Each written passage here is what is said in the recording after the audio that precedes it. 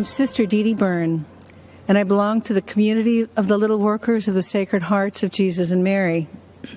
Last 4th of July, I was honored to be one of the President's guests at his Salute to America celebration. I must confess that I recently prayed while in chapel, begging God to allow me to be a voice and instrument for human life. And now here I am, speaking at the Republican National Convention. I guess you better be careful for what you pray for. My journey to religious life was not a traditional route, if there is such a thing. In 1978, as a medical school student at Georgetown University, I joined the Army to help pay for my tuition and ended up devoting 29 years to the military, serving as a doctor and a surgeon in places like Afghanistan and Egypt's Sinai Peninsula. After much prayer and contemplation, I entered my religious order in 2002, working to serve the poor and the sick in Haiti, Sudan, Kenya, Iraq, and in Washington, D.C.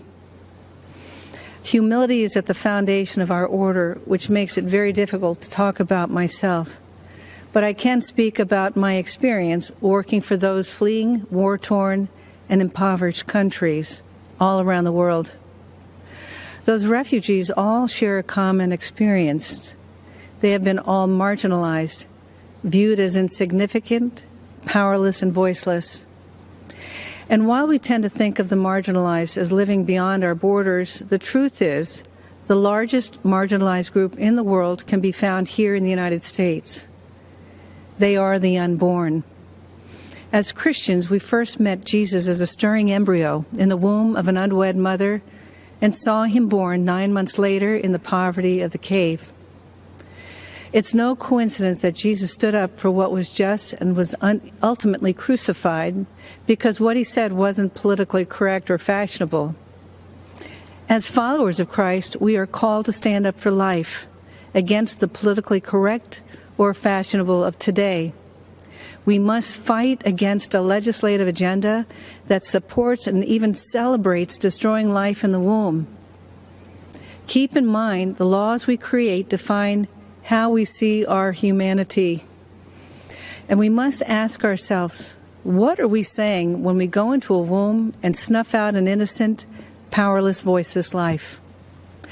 As a physician, I can say without hesitation, life begins at conception. While what I have to say may be difficult for some to hear, I am saying it because I'm not just pro-life, I'm pro-eternal life, and I want all of us to end up in heaven together someday. Which brings me to why I'm here today. Donald Trump is the most pro-life president that this nation has ever had, defending life at all stages. His belief in the sanctity of life transcends politics.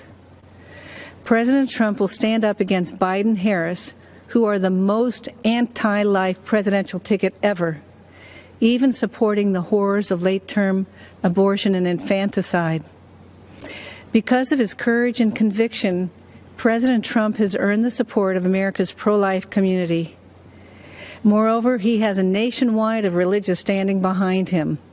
You'll find us here with our weapon of choice, the rosary. So thank you, Mr. President. We are all praying for you.